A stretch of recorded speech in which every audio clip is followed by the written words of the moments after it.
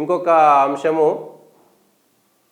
ఇది రాజ్యసభ. ఇంకొక అంశము ఈ భూ కేటాయింపులకు సంబంధించి హెటిరో భూ సంతర్పణపై దర్యాప్తు, హైకోర్టు వద్దన 4,000 కోట్ల విలువైన భూమి దారాదత్తం, 30 లక్షలకే లీజుకు కట్టబెట్టిన గత ప్రభుత్వం, బీఆర్ఎస్ ఎంపీ పార్థసారథికి ట్రస్టుకు 15 ఎకరాలు, 5,000 కోట్ల రూపాయల విలువైనటువంటి భూమిని కొన్ని లక్షలకే ఇచ్చారనేటువంటి ఆరోపణ ఉన్నటువంటి బదులు హైకోర్టు కూడా దాన్ని ఎట్లా ఇస్తారనేటువంటి దానిపైన ఉంది. కొత్త ప్రభుత్వము ఎన్నికల ముందు ఒక సీక్రెట్ జీవో ఇచ్చిందనేటువంటి ఉంది.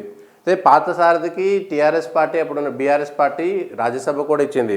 ఆయన పైన ఒక ఇన్కమ్ ట్యాక్స్ దాడులలో లిక్విడ్ క్యాష్ దొరికిందనేటువంటి ఒక ఆరోపణలు ఉన్నాయి.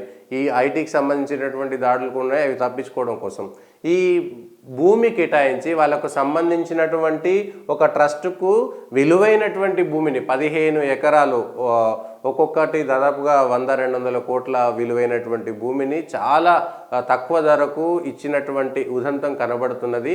దీని వెనక చేతులు మారినటువంటి డబ్బుల విలువెంత, లేకపోతే ఆస్తుల విలువెంత అనేది చూడాలి. ఆ ట్రస్టుకు ప్రభుత్వ భూమిని ఇచ్చినందుకు క్విడ్ ప్రోకో కింద ఆ ట్రస్ట్ నుంచి లేదంటే ఆ సంస్థ నుంచి అప్పుడు అధికారంలో ఉన్నటువంటి ముఖ్యమైనటువంటి నాయకులకు అందినటువంటి ప్రతిఫలం ఏమిటి అనేటువంటిది కావాలి.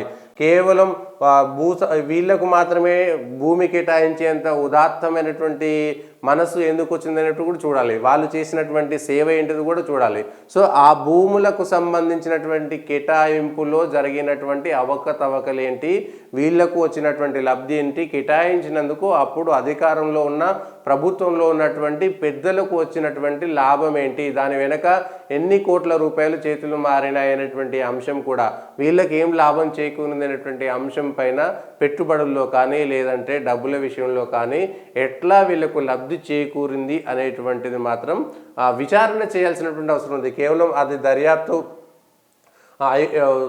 చేస్తారు. ఆ దర్యాప్తులో వచ్చినటువంటి దాంట్లో ఎవరెవరు పెద్ద నాయకులు ఉన్నారు, ఆ దర్యాప్తు చేసిన దాన్ని ఎట్లా బెదిరి చేసి వదిలేస్తారా, లేదంటే చివరి దాకా తీసుకెళ్ళి అందులో ఉన్నటువంటి ముఖ్యమైనటువంటి నాయకులు, ఇందాకే మనం చర్చించుకున్నాం, రేవంత్ రెడ్డి ఖచ్చితంగా ఆ కుటుంబ సభ్యుల్లో ఎవరు దొరుకుతారు, ఎక్కడ దొరుకుతారు అనే అంశం పైన ఖచ్చితంగా విచారణ. అందులో రేవంత్ రెడ్డి ఖచ్చితంగా దీనిపైన మొదటి నుంచి స్కెచ్ చేసుకొని ఉన్నాడు.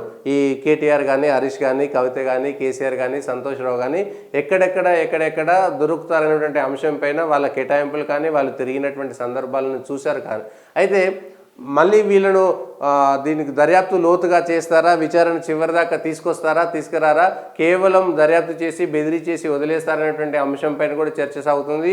చివరి వరకు కొస్సదాకా వెళ్ళదీస్తే అందులో ఉన్నటువంటి పెద్ద నాయకులు వస్తే వాళ్ళందరినీ అరెస్ట్ చేస్తారా లేదా అనేటువంటి అంశం పైన కూడా ఉంది. ఇక